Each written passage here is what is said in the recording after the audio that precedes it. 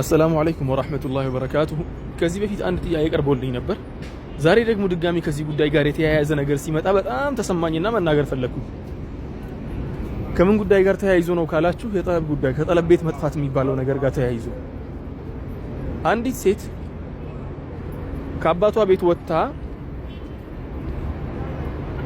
እንኳን ይሄን ያክል በሺዎች የሚቆጠሩ ኪሎ ሜትሮች ቀርቶ ከድሬዳዋ አዲስ አበባ ወይ ደግሞ ከሆነ ክልል ከሆነ አካባቢ ወደ ሆነ አካባቢ እንኳን ለመሄድ ማህረም ያስፈልጋታል። እናንተ እህቶቻችን ግን ያለ ማህረም ነው እዚህ ሀገር ያላችሁት አይደል? ይሄ አንድ ወንጀል ነው። አንድ በሉ አላህ ፊት የሚያስጠይቅ ነው። ይሄንን ያዙልኝ እንደ ወንጀል አድርጋችሁ። አንድ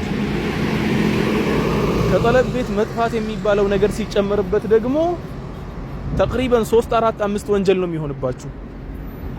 ሁለተኛው ወንጀል ምንድነው ካላችሁ ይሄ እናንተን ያስመጣው ሰው ለቪዛ ከፍሎ የእናንተን ኑሮ እችላለሁ ብሎ እናንተን አስፈርሞ ነው የሚያመጣችሁ። ለ2 አመት ከኔ ጋር ትቆያላችሁ ብሎ ቃል ማጠፍ ነው።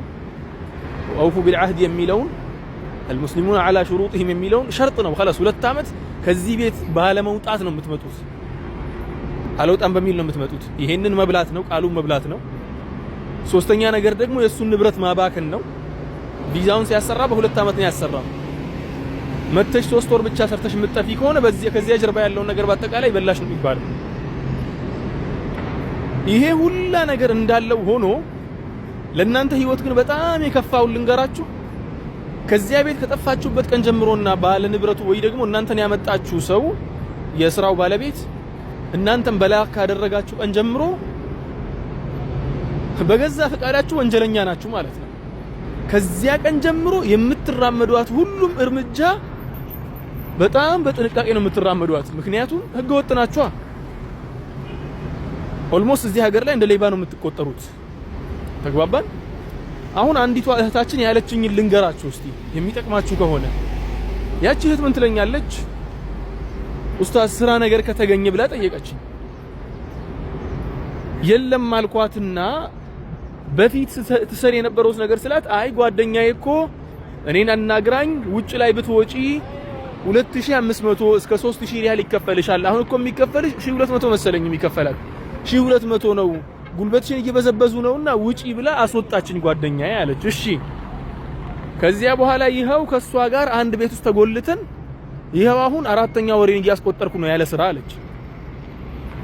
እህቶቼ ከዚያ ቤት ከወጣችሁ በኋላ ስራ የሚባል ነገር የለም። አሁን እርግጠኛ መሆን ያለባችሁ ነገር ማለት ነው ስራ የሚባል ነገር የለም። አሁን እንኳን እናንተ ገና ወጣችሁ ስራ ልትፈልጉ በፊትም ሀገሪቷን የሚያውቁት 10 አመት 12 አመት እዚህ ሀገር የሰሩት ስራ አጥተው ቁጭ ብለዋል አሁን ላይ።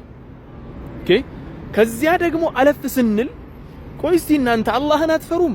እህቶቻችሁን በስርዓት እየሰሩ ያሉትን 2-3 አመት ብቻ ሰርተን ራሳችንን ለውጠን የተወሰነ ነገር እንኳን በእጃችን ይዘን አገር ቤት እንገባለን። እናቴ ተቸግራለች፣ እናቴ ልርዳት፣ ቤተሰቦቼ ተቸግረዋል፣ ቤተሰቦቼ ልርዳቸው ብላ የመጣችን ልጅ አላህን አትፈሩም? እናንተ አውጥታችሁ ወደ ሀገር ቤት መመለስ እንደማትችል እያወቃችሁ ራሳችሁ ያላችሁበትን ችግር እያወቃችሁ ወደዚህ ችግር ሰው መጋበዝ አላህን አትፈሩም? ውጭ ላይ ተቀምጣችሁ ሰዎችን የምትጠሩ ውጭ ላይ ተቀምጣችሁ ከጠለብ ቤት ውጡ የምትሉ እህቶች አላህን አትፈሩም? እሷ ከዚያ ቤት ወጣ እኮ ከዚያ በኋላ የሚያጋጥማትን ነገር በአጠቃላይ አላህ ፊት እኮ ተጠየቁበታላችሁ። ምክንያቱም የእናንተ ስራ ነው፣ እናንተ ያደረጋችሁት ነገር ስለሆነ ማለት ነው። እስቲ አንድ ጥያቄ ልጠይቃችሁ። አንድ ሰው ጠለብ ቤት ሲቀመጥ በእርግጠኝነት ብሩ በአጠቃላይ ይሰበሰብለታል። 700 ብር የሚያገኝ 1000 ብር የሚያገኝ ይጠራቀምለታል ብሩ። ምክንያቱም በምንም ነገር ስለማያጠፋ አገር ቤት ልኮ ቤተሰቡን ሊረዳ ይችላል፣ ምን ሊል ይችላል፣ ለራሱ ሊያጠራቅም ይችላል። ከጠለብ ቤት ወጥተው ውጤታማ የሆኑ ሰዎችን እስቲ ያሳዩን። በተለይ ሳውዲ አረቢያ ላይ ከጠለብ ቤት ወጥተው ውጤታማ የሆኑ ሰዎችን እስቲ ያሳዩን።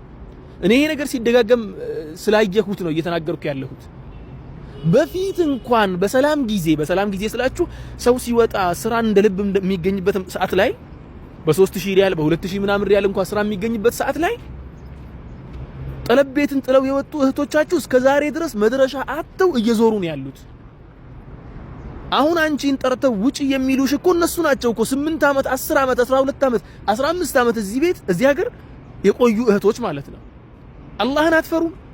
እናንተ እንኳን በዚያ በሰላም ጊዜ እዚህ ሀገር ላይ ጠፍታችሁ ምን ተጠቀማችሁ እስቲ?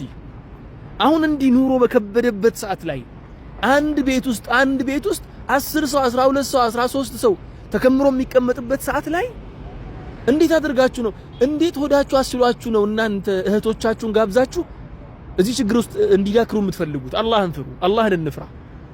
በዚህ ጉዳይ ላይ የምትሰሩ ወንዶችም ከአላህ ፊት ታገኙታላችሁ። የምትሰሩትን ነገር እያደረጋችሁ ያላችሁትን ነገር ከጠለብ ቤት ማስጠፋቱን ምን ማለቱንም ከአላህ ፊት ታገኙታላችሁ፣ ሁሉንም ማለት ነው። ይሄንን ምለው በነገራችን ላይ እኔ ሲጀመር የኔ ስራ ከዚህ ጉዳይ ጋር የሚገናኝ አይደለም። እኔ ተማሪ ነኝ። ወላኪን እህቶቼ እዚህ ሀገር ላይ መጥተው ሲበዘበዙ ሲበደሉ ከሀገር የወጡለትን ዓላማ ጥለው የሚገቡበት ሲጠፋቸውና ትናንትና ሀገር ቤት ላይ እናት እህቶቻቸውን ሲረዱ የነበሩ እህቶች ያቺ እህት ወላሂ ታለቅሳለች። ትናንትና ወንድሞቼን ሳስተምር የነበርኩ ሰው እናቴን ስረዳ የነበርኩ ሰው በዚህ ትንሽ ወር ውስጥ ጥቂት ወር ውስጥ ስረዳ የነበርኩ ሰው ዛሬ ላይ ውጭ ወጥቼ ቤት ኪራይ አጥቻለሁ፣ ሼር አድርገን የምንከፍለውን ነገር አጥቻለሁ አለች። የሚበላ ነገር እስከሚቸግረኝ ድረስ ነው ያለሁት። ይሄን ነገር ለእህቶቻችሁ መጋበዝ ለምን አስፈለገ? አላህን እንፍራ እህቶቼ፣ አላህን እንፍራ።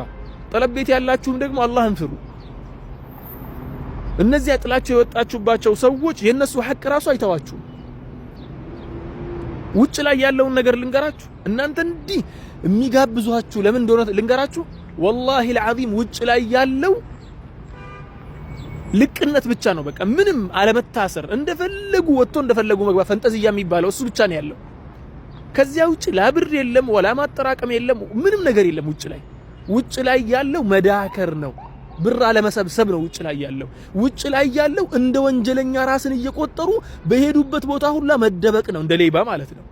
እሱ ብቻ ነው ያለው ውጭ ላይ። ለዚያ ነው የሚጋብዟችሁ። ስለዚህ እህቶቼ ራሳችሁን ጠብቁ። ስራ ቦታችሁን ለቃችሁ አትውጡ። አንድና ሁለት ሰው አይደለም፣ በጣም ብዙ ሰው ስለመጣብኝ ነው። ይሄንን ስል ደግሞ አረብ ሀገር ላይ መምጣትና እዚህ ሀገር ያለ ማህረም መጥቶ መስራት ይቻላል እያልኩ አይደለም። ላ ክልክል ነው፣ ሐራም ነው። ወላኪን አንዴ ከመጣችሁ አይቀር ወደ ብዙ ሐራማት አትግቡ። አንዱ ሐራም በቂ ነው። በቃ አንዱ ሐራም ይበቃል። ተግባባን? ወደ ብዙ ሐራማት አትግቡ። ህይወታችሁን ገደል አትክተቱ። ይሄን ለመናገር ነው የፈለኩት። ይሄንን ቪዲዮ ዳውንሎድ አድርጉና የምታውቁት ዋትስአፕ ግሩፕ ላይ ይሄንን ቋንቋ ተናጋሪና ሰሚ ያለበት ቦታ ላይ አሰራጩ። ይሄን ነገር የሚሰሩና ብር የሚሰበስቡበት ሰዎች አሉ፣ ህገ ወጥነትን የሚፈልጉ ሰዎች። እነሱ ሰዎች ይሄ ቪዲዮ እንዲሰራጭ አይፈልጉም። ስለዚህ እናንተ አሰራጩና ለእህቶቻችሁ ግንዛቤ አስጨብጧቸው እላችኋለሁ። ጀዛኩሙላሁ ኸይራን። ይሄው ነው ያለው። ሌላ ደግሞ አንድ ማንሳት የምፈልገው ነገር አለ፣ ማንሳት የምፈልገው ነጥብ አለ።